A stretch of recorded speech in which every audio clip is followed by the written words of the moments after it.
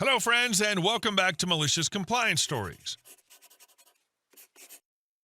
Today's first story is a reminder that sometimes karma doesn't need a long runway. It takes off right alongside your flight. But before we begin, best way to support our channel is to leave comments, like, and subscribe with the turned-on bell so you don't miss the new video every single day. Here we go.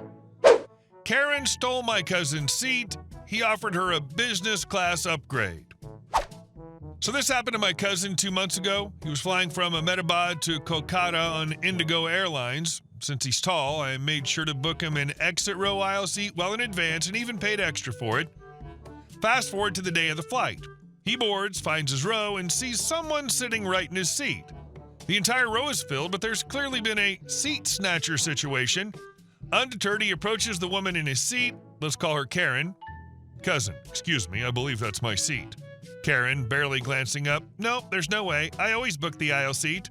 Cousin, maybe you're just in the wrong row. Mind checking? Karen sighs dramatically. Look, this is my seat. Maybe you're mistaken. Cousin, firmly. Well, my ticket says this seat. Let's check with the flight attendant, shall we? My cousin heads up to the front of the plane and explains the situation to the attendant. She confirms that the seat is indeed his, but instead of escalating, my cousin decides to play it cool. He returns to Karen with a new idea. Cousin, I spoke to the attendant. She confirmed it's my seat, but since you seem certain, she's offered me a complimentary upgrade to business class. Karen, suddenly interested. Business class? Really? Cousin, yeah, though honestly, I prefer the legroom in the exit row. Would you want to switch and take the upgrade? Karen, grinning. Oh, absolutely. Cousin, great, just go to the front, let the attendant know you're taking the business class upgrade meant for the passenger in 13C, and she'll get you all set. Karen hops up immediately, smugly grabs her bag, and struts to the front. My cousin finally takes his rightful seat, and as he chats with the other passengers, they reveal they've been irritated by Karen's antics too. He shows them his boarding pass, confirming he's exactly where he's supposed to be. The twist? This particular Indigo flight didn't even have business class seats. My cousin knew that. So when Karen confidently asks the flight attendant for her upgrade, the attendant just looks at her in total confusion. Realizing something's off, Karen storms back, visibly irritated, and confronts my cousin. Karen, excuse me, you said there was an upgrade to business class. Cousin, innocently. Huh? Are you talking to me? Karen, obviously, you told me to go up there and ask for a business class seat. Cousin, deadpan. Why would I do that? Karen, huffing, because I was, sitting in your seat, and you said, cousin, interrupting, why were you in my seat? I clearly have 13C on my boarding pass. He shows it to the attendant, who's followed her back. Where's yours? Karen's flustered now, trying to explain herself, but a fellow passenger jumps in. Co-passenger, he's not lying, that's his seat all right. The flight attendant, now visibly exasperated, politely asks Karen to show her boarding pass. Karen rolls her eyes dramatically, muttering under her breath about the incompetence of the airline staff. She makes a big show of digging through her purse, then her carry-on, and even her coat pocket, all the while huffing and sighing loudly as if everyone around her were wasting her precious time. After a few minutes of this performance, she finds her boarding pass but clutches it tightly, refusing to hand it over. She then spins around to face my cousin, looking livid. Karen, loudly, you. This is all your fault. First you tried to steal my seat, and now you've embarrassed me in front of the entire plane.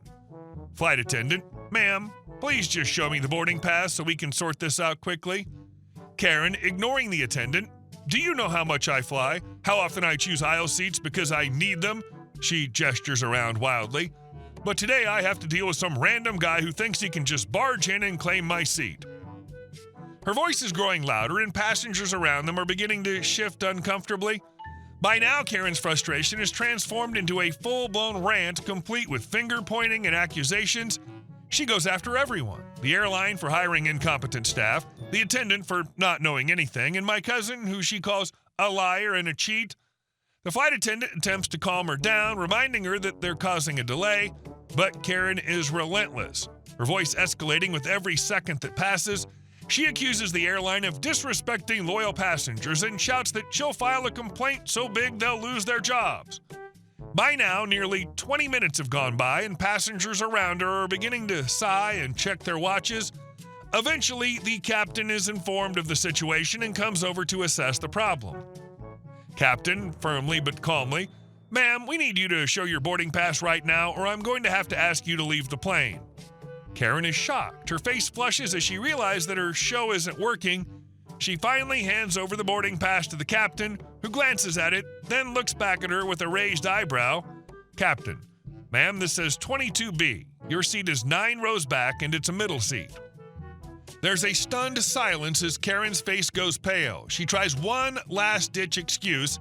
Karen defensively, "It's so unfair. I'm under a lot of stress, and I can't just sit in a middle seat. I need an upgrade for this horrible experience." Captain, firmly, "Ma'am, either go to your assigned seat or you'll need to deboard." Defeated, Karen finally gathers her things, her face a burning red with embarrassment as she walks down the aisle toward her actual seat in 22B. Along the way, she keeps muttering curses under her breath, shooting daggers back at my cousin and the flight crew. Meanwhile, my cousin settles back into his rightful seat, and the flight finally prepares for takeoff. She just had to inform the entire plane of her entitlement, making sure everybody knew how obnoxious she was and taking her embarrassment from nose to tail. I'm sorry, but if someone delays a flight for 20 minutes, I think they need to head back to the departure gate desk to sort the problem out. Meanwhile, the plane moves away from the gate and departs so people can get on with their lives without any of that nonsense. And our second story.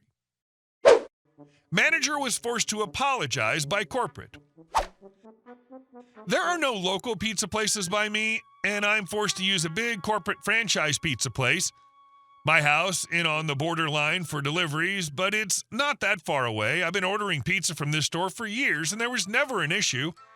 Well, they had an online special, and I couldn't get it to work since the online site said my house was out of the zone.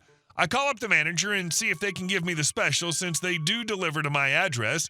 He said no. I would have taken it as he can't because of the computer system and accepted it. Instead of giving me a reason, he just hangs up on me.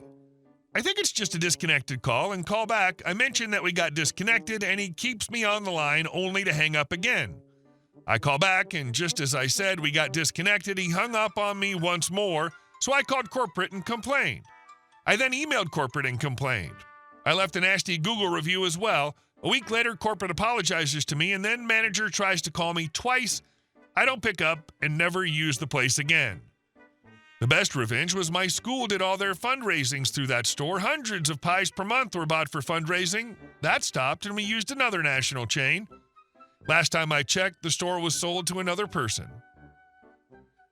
There's no reason to ever patronize a restaurant that has people who've been rude to you or anyone you know. It takes a long time to get repeat customers. It takes moments to lose all that goodwill when a stupid manager gets rude to someone they personally disliked. Unfortunately for them, the person they were rude to was in charge of certain purchases that really made a big difference to the bottom line of that pizza place. And our last story. HOA president destroyed my neighbor's trees. There was a full-blown war between two of my neighbors once, and to this day, it's one of the most ridiculous things I've ever witnessed. It all started because of the HOA regulations. You see, our neighborhood had rules about what kind of trees you could plant, something about maintaining a uniform appearance and preventing damage from invasive roots. Most people didn't really care, or if they planted something questionable, they quietly worked things out with the board. But not these two. One neighbor, let's call him John, had planted these beautiful cherry blossom trees. They were absolutely stunning. He'd raised them from tiny saplings, carefully pruning and cultivating them until they blossomed into these gorgeous pink explosions every spring. Everyone loved them. It gave the street a little bit of charm in a sea of cookie-cutter houses and bland landscaping. Everyone except the HOA president, who we'll call Bob. Bob was the kind of guy who took his role way too seriously. We're talking about someone who was freaking out about grass height and leaving passive-aggressive notes if your trash can stayed out for more than 10 minutes after pickup. So naturally, Bob took personal offense to John's cherry blossoms. Technically, they weren't on the approved tree list, and Bob made it his mission to get rid of them. At first, it was official letters, then visits, then threats of fines. John, a stubborn guy himself, wasn't having any of it. According to what I heard through the grapevine during one particularly heated confrontation, John told Bob, quite literally, "Go F yourself." After that, John moved out. I'm not sure if it was related, but it seemed like he'd had enough of HOA drama and decided it wasn't worth fighting anymore. He rented out the property to someone else, but the trees stayed standing. At least for a little while. One night, under the cover of darkness, Bob snuck over to John's former property and cut down the cherry blossom trees. He didn't even try to hide it. Someone caught it on their Ring doorbell camera, middle of the night, headlights off, trees crashing down in the darkness. It was like a horror movie for suburban gardeners. Everyone thought John would sue the pants off Bob. It would have been an easy case, trespassing, destruction of property, the whole 9 yards. But John had other ideas. Rather than involving lawyers, John decided to go full petty revenge. A few nights later, he showed up at Bob's house and cut down a bunch of Bob's trees, and John didn't stop at just cutting down a tree or two. He cleared half of Bob's front yard like a lumberjack on a caffeine high. At this point, you'd think they'd both come to their senses and call it even. Maybe not shake hands, but at least retreat to their respective corners. Nope. Bob, furious that his precious landscaping had been destroyed, decided to escalate even further. This time, he didn't wait for the cover of darkness. He came out in broad daylight, middle of the afternoon, hacking away at the bushes that lined John's rental property. He was out there in the hot sun, sweat pouring down his face, swinging a machete at innocent shrubs like he was trying out for some suburban version of Survivor. Neighbors were standing outside, watching, phones out, just completely dumbfounded. Some tried to talk Bob down, but he was seeing red. Nothing was getting through. Eventually, the police were called. They showed up, looking thoroughly exhausted by suburban drama, and had to physically separate Bob from the bushes he was butchering. Reports were filed, citations were handed out, and Bob was finally removed from his sacred position as HOA president after a neighborhood vote. Turns out destroying multiple people's property, even if you're president of the HOA, is generally frowned upon. As for John, well, he eventually sold the property. It became a cautionary tale in our community. If you mess with a man's cherry blossoms, be prepared to lose your shrubs, your trees, and your dignity. To this day, the new HOA president, a much more chill person, makes jokes about adding cherry blossom trees to the approved list. It never ceases to amaze me how HOA presidents like Bob treat a minor landscaping disagreement like it's an act of war. It's trees, Bob, trees. Beautiful, non-criminal, joy-bringing cherry blossoms. And he went full midnight lumberjack vigilante over them? Absolutely insane. Hey guys, thank you all for watching the video. I'll see you in the next one.